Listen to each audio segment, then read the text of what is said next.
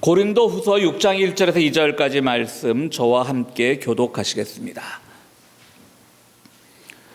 우리는 하나님과 함께 일하는 사람으로서 여러분에게 권면합니다. 하나님의 은혜를 헛되이 받지 않도록 하십시오.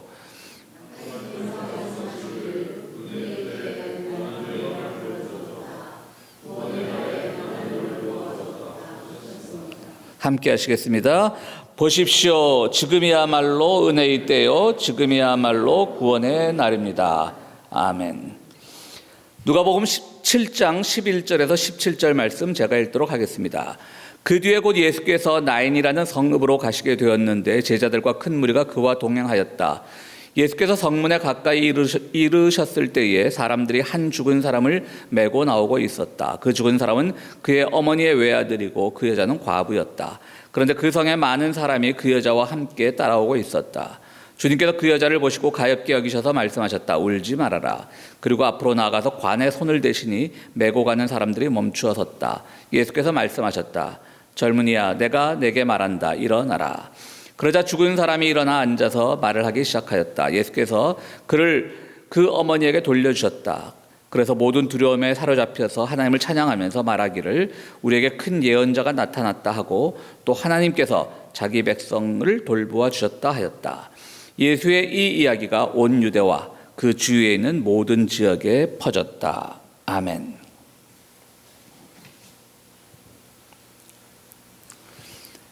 한국에 개신교가 전파되면서 19세기 말에 많은 선교사들이 왔는데요. 그중에 이제 언더우드라고 하는 선교사가 있죠. 그분은 연세대학교를 세우고 또 세문안교회를 세우고 한국 선교사에 있어서 많은 족적을 남긴 분입니다. 그분의 가족들은 계속 한국에 남았는데 지금은 그 언더우드의 4대 손인 피터 언더우드라고 하는 사람이 한국에 남아 있습니다. 그 선교사의 가족이지만 그들이 목사나 이렇게 대를 이은 것은 아니고 피터 언더우드는 어떤 비즈니스에 종사하면서 한국과 일본, 미국을 왔다 갔다 하면서 비즈니스 컨설팅도 하고 그런 것으로 살아가고 있습니다.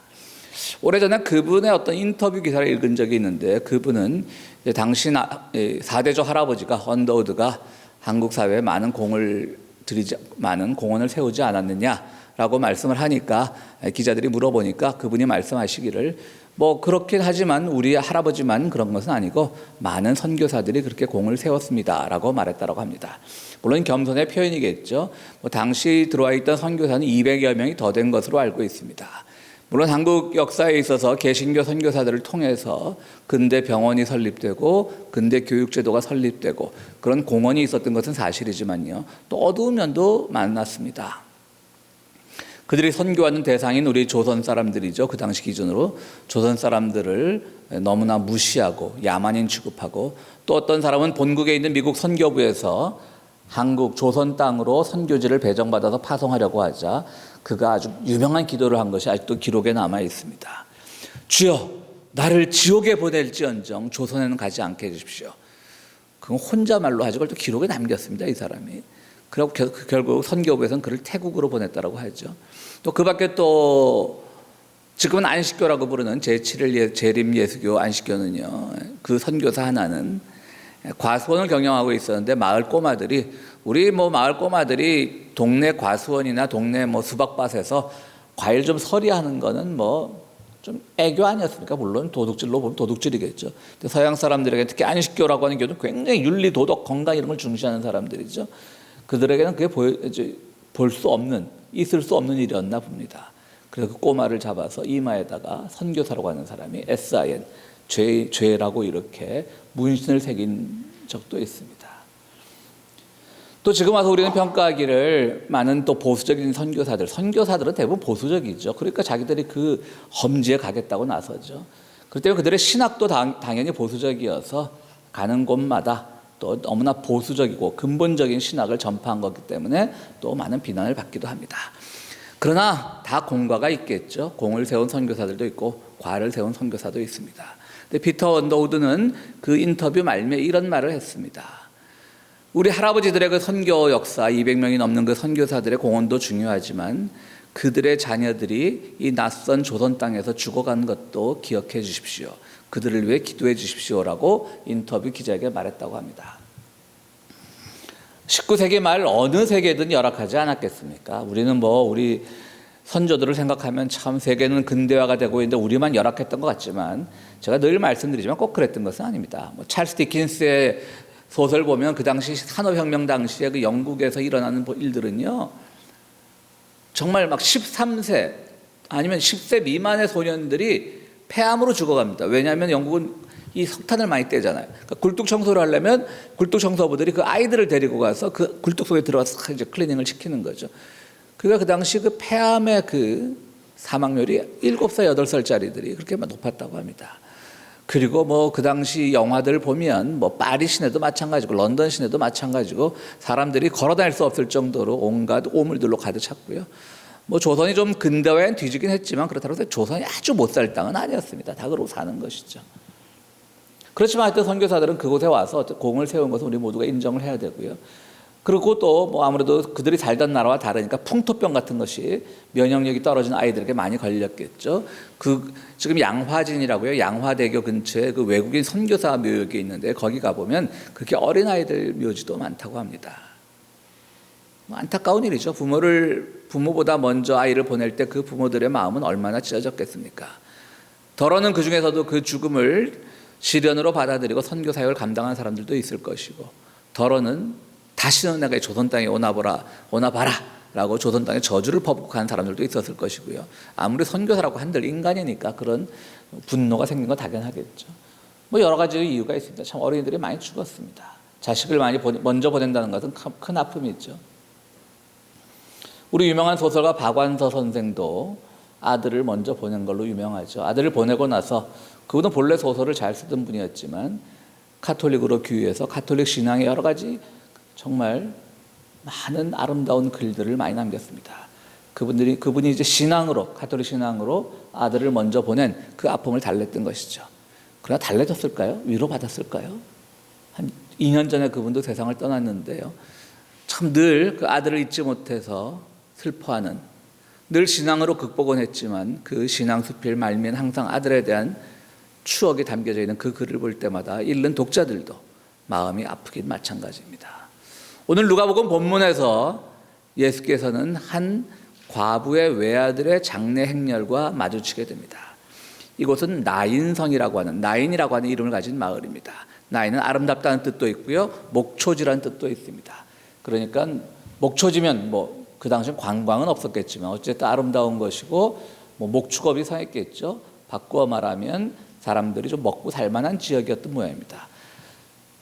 과부의 외아들, 우리 막장 드라마 이런 데 많이 나오는 얘기죠. 너무 지나치게 엄마가 외아들을 막 사사건건 개입하고 마치 타이거맘처럼 헬리콥터맘처럼 그 아이를 결혼을 해서도 심지어는 드라마니까 좀 과장된 건 있겠지만 신혼 부부방에서도 같이 자려고 했던 그런 시어머니의 이야기들. 근데 실제로 드라마라 과장되었지만 그런 일들이 실제로 있었기 때문에 드라마 작가들이 썼다고 하죠. 그런 일들이 있을 때 참 외아들과 이 과부 어머니의 관계는 참 묘한 겁니다. 그 어머니도 그렇겠죠. 그러면 잘못한 건 아니죠. 혼자 이 남편을 먼저 보내고 그 2000년 전에 그 열악한 사회 속에서 아들만 의지하고 살았는데 아들이 먼저 갔다고 했을 때 그 슬픔을 얼마나 이겨내기 힘들었겠습니까? 그런데 독특한 것은요, 이 장례 행렬이 굉장히 성대했다는 겁니다. 우리는 여기서 추정해 볼 수가 있습니다. 많은 가족들이 없겠죠.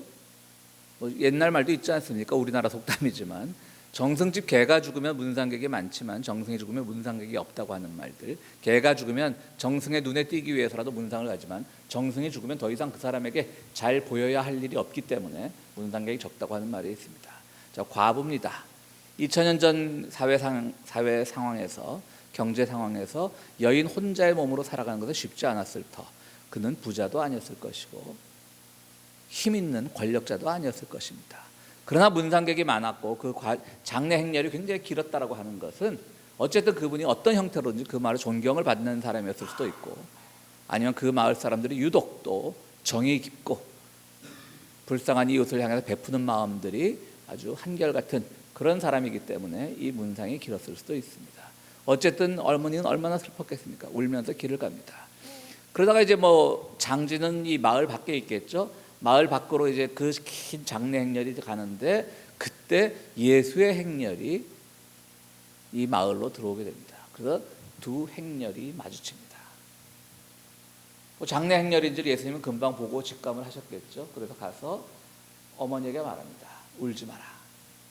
울지 마라라는 건 참 예수님도 그럴 때는 울어라 차라리 엉엉 울어라고 했는데 울지 마라고 했을 때는 뭔가 우리가 다음 상황을 짐작할 수가 있는 것이죠. 그래서 예수가 결국 관을 툭툭 쳐서 젊은이 일어나게 하니까 관에서 젊은이가 벌떡 일어났다고 한 얘기입니다. 예수님은 부활하셨지만 성경에서 예수님을 통해서 죽었다가 살아난 사람의 이야기가 3번 나옵니다. 하나는 나사로의 이야기죠.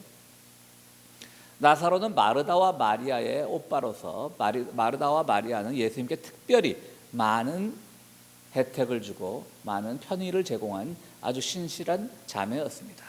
어느 날 예수님께서 다른 지역에 선교하고 계신데 마리아와 마르다의 오라버니인 나사로가 죽었다는 소식을 전합니다. 근데 예수는 제자들은 막 빨리 그 집으로 가자고 재촉합니다. 왜냐하면 마르다와 마리아에게 그동안 신세진 게 있었으니까 우리 안에 잘해주는 사람이잖아요. 근데 예수께서 또 그럴 때 아주 한없이 냉정하시죠. 지금 내가 할 일이 남았다. 그리고 장례가 다 끝날 즈음에 그 마을에 찾아갑니다. 그때 마리아와 마리다가 막 예수님께 퍼붓죠. 뭐 성경엔 그렇게까지 나오지 않지만 굳이 우리가 상상을 하자면 당신이 나한테 어떻게 그럴 수가 있냐. 우리 오빠 죽었다 그러면 불언천리하고 달려와서 오빠를 왜 기도해 주거나 오빠를 살려내야지 말이야. 막 그랬을 때 결국 예수님이 살려내지 않습니까? 이 이야기는 교훈이 있죠. 우리가 예수님께서 어떤 죽은 사람을 3번이나 살린 그런 기사를 읽을 때 너무 예수님은 야 죽은 사람도 살려 여기에 집중하면 안 됩니다. 여기에 집중하면 어떤 잘못이 있냐면 지금 비슷한 일이 벌어졌을 때 자꾸 지금도 살려달라고 하면서 심지어는 뭐 이단 종교 같은 데서는 자기가 시범을 보이겠다 그래서 스스로 죽었다가 결국 못 깨어난 사람도 있잖아요. 부활하겠다고 죽었다가. 그러니까 지금 이 본문에서 예수님의 능력은 무한히 크지만 그 죽음에 살려낸 그것이 주는 메시지를 우리는 읽어내야 되는 것인데요. 마리아와 마르다의 메시지도 그렇죠. 예수님께서는 어떤 죽음 앞에서 모든 사람의 죽음은 공평하기 때문에 그 공평한 죽음 앞에서 그들과 예수님과 그 자매와 인연이 깊었다라고 해서 먼저 선교 사역을 제쳐두고 달려가시는 그런 분이 아니었고요. 그러나 그 죽음이 너무 슬퍼한 것을 보고 그 나사로를 살려주셨습니다. 두 번째 살린 것은 야이로라고 하는 사람, 회당장이죠. 유대교 회당장입니다. 뭐 랍비 같은 사람이겠죠. 그분의 딸을 살렸습니다. 야이로 회당장 야이로의 딸을 살리셨죠. 그 경우도 굉장히 주는 메시지가 있죠. 뭐겠습니까? 어쨌든 예수님은 끊임없이 유대교 세력들하고 대립하지 않았습니까? 그러니까 어떤 생명의 의미를 가르쳐주기 위해서 야이로 회당장의 딸을 살렸다고 볼 수 있겠죠. 그럼 오늘의 경우는 매우 특이한 겁니다. 이 마르다와 마리다처럼 친분이 있었던 것도 아니고 유대교처럼 유대교 회당장처럼 어떤 가치, 어떤 갈등을 통해서 새로운 가르침을 얻어야 될 것도 아니고 예수님은 단순히 자비로움으로만 그렇게 하셨을까? 물론 그럴 수도 있습니다. 그러나 오늘 이 본문도 다른 방향으로 읽으면 새로운 메시지를 발견할 수가 있습니다. 오늘 본문은요, 예수님이 죽은 사람도 살렸대, 그 과부의 아들이 너무 불쌍히 살려주셨대. 그것도 물론 우리가 하나의 메시지겠지만 말씀드렸죠. 거기에만 초점을 맞추면 자꾸 예수님의 신비한 능력만을 보게 되는 건데 그게 아니고요. 이건 두 행렬의 마주침입니다. 오늘 설교의 주제는요. 오늘 이 본문의 주제는. 자, 말씀드렸듯이 이 과부의 아들의 행렬은요, 사람들이 성대하게 많이 따라갔습니다. 좋은 사람이었을 것입니다. 추정할 수 없지만 뭐 재산을 많이 가진 사람이었을 수도 있습니다. 아니면 그 죽은 아들이 정말 촉망받는 미래를 가진 젊은이였을 수도 있습니다. 하여튼 많은 사람들이 한 마음으로 함께 걸어갔습니다. 그러나 중요한 것은 바로 아들을 잃었다는 사실입니다. 가장 그 자리에 필요한 생명이란 것은 없습니다. 그러나 그 생명을 포장하는 많은 거칠의 것들이 이 장례 행렬에서 보여줍니다. 그런데 이 나인 마을로 딱 들어오던 예수님의 행렬은 어떻습니까? 예수님의 행렬도 만만치 않게 많았다고 오늘 본문은 전하고 있죠. 그러니까 뭐 12명만 쫓아온 것은 아닐 겁니다. 큰 무리들이 왔다고 그래요. 자, 그 무리들을 상상해 보십시오. 다 거지들입니다. 다 풍찬 노숙하면서 한 벌 옷만 입는 사람들, 때로는 신발도 못 신는 사람들, 한쪽에는 꽃상여가, 우리말로 하면 꽃상여가 나가고 마을을 떠나고, 한쪽에서는 예수님의 그런 거지 같은 그룹들이 좀 너무 심했나요? 거지 같은 그룹들이 이렇게 마을로 들어오면서 마주칩니다. 이쪽엔 다른 생명은 없고 다른 화려함은 다 있지만 다른 위로함도 있고 다른 좋은 것도 있고 그 사람 참 좋았어, 그 사람이 참 똑똑했어, 그 엄마 참 훌륭했어, 많은 칭송들이 있지만 그것에서 가장 중요한 아들의 생명이 없고, 예수님의 그룹을 가는 마을마다 유대교 제사장들하고 싸우죠, 뭐 회당장들하고 싸우지, 로마 사람들하고 부딪히지, 부자들하고 부딪히지, 자기들은 정말 비루하고 그런 사람들인데 여기는 예수를 통한 생명이란 게 있는 그룹인 거죠. 이 두 그룹이 만났을 때 예수께서 바로 생명의 소중함, 생명의 위대함, 어떤 이념, 어떤 가치를 가지고 살아가야만 죽은 사람이 산 사람이 될 수 있는 상황이 되는 것이냐, 그것을 전해주고 계신 겁니다. 그러니까 이거는 두 행렬의 마주침이 오늘 본문의 주제입니다.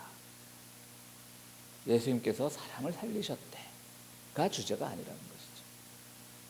그래서 예수님은 그 마주친 행렬을 통해서 바로 생명은 없고 모든 것은 갖추어진 그런 행렬에서 그 생명을 살리심으로써 예수께서 전하시고자 하는 그 메시지를 전해 주었던 것입니다. 광고 시간에 잠깐 말씀드렸지만 여러분들도 많이 위로해 주시고 기도해 주셔서 잠깐 어머니 장례식 말씀을 드리면요, 아마 형님, 한국에 형님 혼자 계시고요, 3남매인데요, 말씀드렸듯이 누님은 이제 뉴저지에 사시고 저는 여기 살고 형만 이제 한국 횡성이라는 곳에 사시는데, 아마 형의 생각은 어머니가 워낙 95세 연로하셔서 죽었기 때문에 모든 어머니의 슬픔은 다 슬프지만, 죽음은 슬프지만 그래도 어느 정도 우리가 마음의 준비를 하고 있었던 것이기 때문에 아마 누님이나 제가 한국에 오지 않을 것으로 생각했던 모양입니다. 그래서 우리 올리비아 씨 빈소에도 왔지만 참 저는 결과적으로 참 잘했다고 생각을 하는데요, 아주 초라하기 그지없는, 왜 우리가 죽으면, 누군가가 죽으면 또 남은 사람들에게 좀 과시하듯이 좀 장례식을 성대하게 치르는 사람들도 있지 않습니까? 근데 아주 초라한 그런 장례식장을 택해서 저는 참 들어가 좀 실망을 했지만 이해가 됐습니다. 사실 형님도 한때는 사업을 했지만 이제 은퇴해서 귀농을 해서 소장농으로 살아가고 있고요. 저 역시 제가 경제적으로 넉넉하지 않다는 거 우리 교인들이 잘 아시고요. 누님은 이제 그 매형께서 컴퓨터 계통에 이제 PhD를 하셔서 잘 살고 집도 좋은데 살지만 은퇴하셨으니까 그분들도 돈을 마음껏 쓸 수 있는 위치는 아니고요. 그러니까 아마 형님은 혼자서 오롯이 감당해야 된다는 생각을 하고 그런 장례식장을 택했던 것 같습니다. 그런데 공교롭게도 저희 지금 아직도 오늘 온다고 하네요. 저희 큰아들 내외가 한국 이제 휴가를 갔죠. 가기 전에 제가 그랬습니다. 할머니 병원에 계시고 꼭 찾아뵈라. 네가 마지막 인사가 될지도 모른다. 그런데 젊은 사람들이 그렇습니까? 찾아뵙겠다고 약속은 했지만 미루다가 오히려 어머니의 부흥, 그러니까 자기들 할머니의 부흥을 듣게 되었던 것이죠. 그래서 모든 한국에서 어디 제주도 가고 그런 모든 여행 일정을 취소하고 장례식에 참석을 했고요. 저희 누님은 또 매형과 둘이 오스트리아 여행을 하고 있다. 거기서 부흥을 듣고 또 모든 여행을 취소하고 다 호텔 비행기 다 캔슬하고 한국으로 달려왔습니다. 셋이서 이제 컨퍼런스 콜을 하는데 저는 사실 갈 생각이 없었습니다.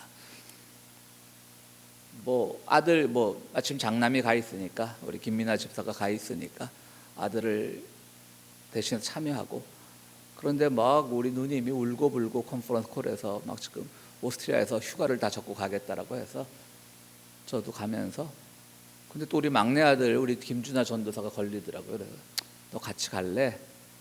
라고 해서 데리고 갔고요. 그러니까 어머니는 돌아가셔서 경험은 하지 못했지만 3남매 중에 이제 저를 뺀 저희 누이와 형의 부부, 저희 집사람은 못 갔고요. 그렇지만 또 혼자들 거의 다 있었고요. 우리 형님이 아들 하나 딸 하나 있는데 딸은 플로리다 살고 있는데 그 친구도 못 왔고요. 또 누님은 휴가 중에 왔기 때문에 외손자 둘, 이제 저의 조카 둘은 또 못 왔고요. 다 왔죠. 어쨌든 잘 치렀습니다.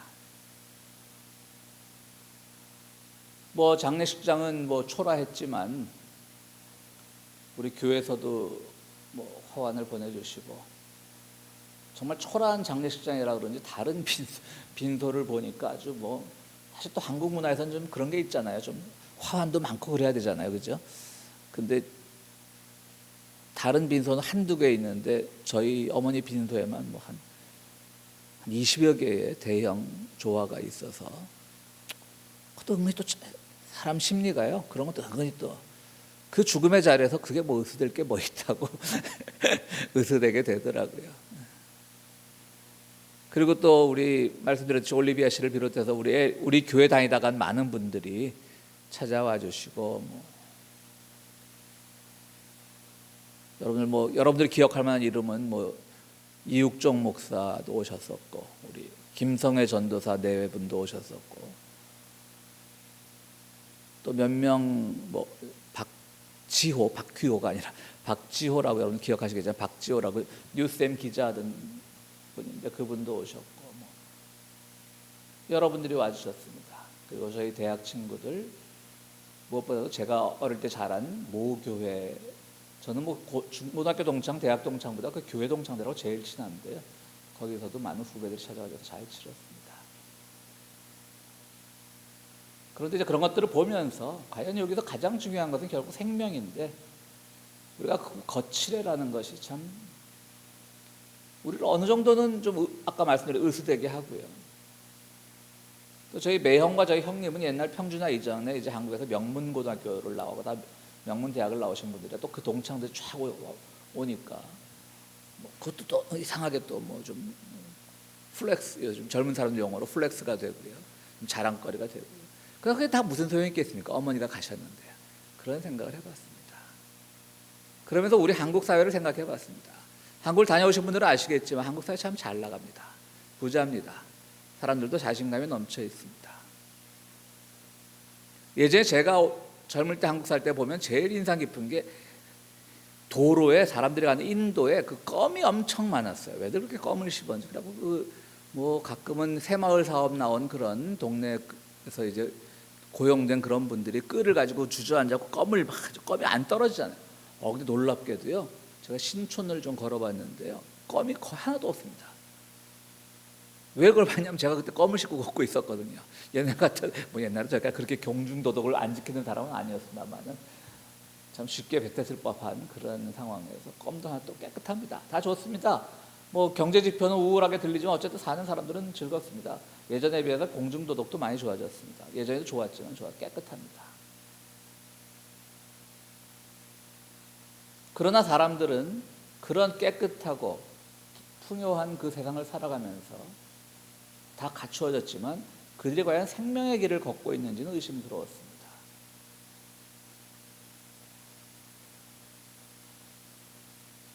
지지율이 떨어진 한국의 현 정부는 무슨 일이 있을 때마다 복지를 축소하고 노동자들을 다 어떤 건달 취급하고 폭력배 취급하고 노동자들의 정당한 인권을 말살하고 복지제도를 축소하고 그런데 막상 복지제도 축소에 따른 가장 큰 피해를 받는 나이 많은 그룹들이 현 정부를 향하여 환호하고 장례 절차를 놓고 그러진 않았지만 장례 절차가 끝난 후에 가족들이 모여서 또 한바탕 저와 형과 매형이 한편 먹고 저와 또 함께 고성이 오갔고 왜 복지를 축소하고 노동자들의 정당한 권리를 축소하는 그런 방향으로 가는데 내 삶은 좀 편하고 내 주머니 좀 두둑하다라고 해서 우리 삶이 좋은 사회라고 말하는 그것이야말로 죽음의 길이 아니겠습니까? 겉보기엔 화려합니다. 이 장례 행렬처럼. 그러나 우리는 죽음의 길을 걸어가고 있는 것이 아닌가? 그래서 그들은 세계적인 추세가 물론 한국은 지하자원도 적고 석유도 없으니까 원자력이라고 하는 것들이 연구할 대상은 연구할 부분 분명히 있죠. 그러나 어쨌든 세계적 추세가 원자력 발전소 같은 것들이 만약에 사고 시에 후쿠시마도 생각나고 체르노빌도 생각나고 엄청난 비극을 불러일으키는데 아무런 생각도 없이 좋다라고 하는 겁니다. 전 정부에서 당장 없애야겠다고 한 것도 아니거든요. 세계적인 추세를 따라서 60년 보겠다고 하는데 그들은 그냥 명문고등학교 명문대학 나온 사람들이 신문만 보고 그냥 앉아가지고 하는 얘기라고는 당장 전 정부에서 당장 내일 모레 다 대한민국의 모든 원전을 잘 철수하는 정책을 폈던 것처럼 그리고 전혀 그것에 대해서 자기들이 얼마나 무지한가에 전혀 반성하지 않는 죽음의 길을 가고 있는 겁니다.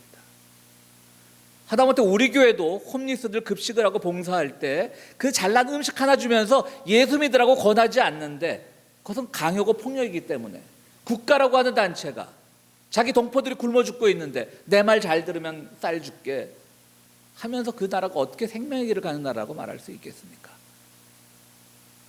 한국의 유명한 영화 대사 중에 돈이 없지 가오가 없냐는 말이 있습니다. 가오라는 말은 뭐 잘 아시겠지만 일본말로 얼굴이란 말이죠. 면상할 때 그 면자가 가오로 읽습니다. 우리가 북한 사회를 뭐 좋다 나쁘다 그 평가는 뭐 사람들이 보기에 따라 다를 수 있으니까 뭐 여기서 보류하고요. 어쨌든 그들은 자신들의 그 가오, 그 자존심 하나로 살아온 사람인데 거기다 대고 마치 거지 동냥하듯이 내 말 잘 들으면 쌀 줄게, 부자 만들어 줄게. 그것이 바로 죽음의 길입니다. 그러다 보니까 남북은 더 대치되고, 그 속에서 정말 이거는 종교적인 죽음의 길이 아니라 이 대치 상황에서 올 초에 어떤 약간 뭐 권위는 없는 신문이었습니다만 미국 신문에 3차 대전이 발발할 장소로 제일 위험한 장소가 한반도로 봤더군요. 두 번째는 대만이고요. 다 아시아입니다. 진짜로 죽음의 길을 가고 있는 것처럼 보이지만 사람들은 당장의 생활이 여유로우니까, 당장 우리는 뭐 교통카드 안 하면 모든 택시 다 탈 수 있고 버스 다 탈 수 있고, 택시를 한번 탔더니 제가 캐시를 줬더니 거스름돈 없어요, 교통카드로 내세요 그러더라고요. 그만큼 또 뭐 투명해진 걸 수도 있겠죠. 좋은 현상입니다. 그걸 나쁘다는 게 아닙니다. 분명히 사람들 좋습니다. 환경도 좋고요, 부유해 보이고요, 행복해 보이고요. 그런데 그 행복의 길이 바로 이 나인성 과부가 아들을 잃고 가는 그 죽음의 행렬이 아닌지, 많은 사람들이 그 장례 행렬을 따를 정도로 존경받는 사람이었을 수도 있고, 자세한 내용은 성경에 나오지 않지만요, 그 아들이 훌륭한 아들이었을 수도 있고, 하지만 바로 중요한 그 생명이 빠져있는 그 죽음의 행렬이 과연 어떤 미래를 우리들에게 가져다 줄까? 거기서 예수를 만남으로써 모든 것이 없을지언정 생명, 가치, 평화, 이런 것들이 담보되는 그 삶이 정말 종교인의 삶인데, 교회는 많은 사람들을 생명이 없는 길로 인도하고 있는 겁니다. 죽음의 길로 인도하고 있는 겁니다. 편승하고 있는 겁니다. 아니, 편승이 아니죠. 선도하고 있는 겁니다. 앞장서고 있는 겁니다. 오늘 교동문으로 읽은 고린도 후서의 말씀, 우리들에게 이렇게 얘기합니다. 지금이 구원의 때라고 말합니다. 은혜 받을 만한 때라고 말합니다. 언제 그렇습니까? 바로 그것을 깨닫는 순간이 구원받을 때고 은혜 받을 때라는 겁니다. 지금 이 순간. 사도 바울은 고린도 교회에 많은 투자를 했지만, 많은 정열을 쏟았지만 그들에게 돌아오는 것은 저거 뭐 이단이라는 소리도 듣고, 지가 뭔데 우리 고린도 교회를 이렇게 들었다 놨다 하냐는 그런 비난도 듣고, 우리가 고린도 교회는 사도 바울 때문에 망쳤다라는 그런 말도 듣고, 그러나 사도 바울은 고린도 교인들을 향해서 편지를 보냅니다. 지금이 은혜 받을 때다. 지금 당신을 돌아봐야 할 때. 고린도 교회는 고린도 지역도 부자 지역이었거든요. 당신을 돌아봐야 할 때. 지금 내가 누리는 부가 정당한 것인가? 그리고 기독교는 합당한 것인가? 그리고 이 부의 끝에 무엇이 있을 것인가? 그것을 돌아볼 때 그때 은혜를 받는 것이고 그때 구원을 받는다라고 이렇게 말하고 있는 겁니다. 여러분, 도도새라고 있습니다. 아프리카 지역의 그 서식 같은 새인데요. 그 지역 이름이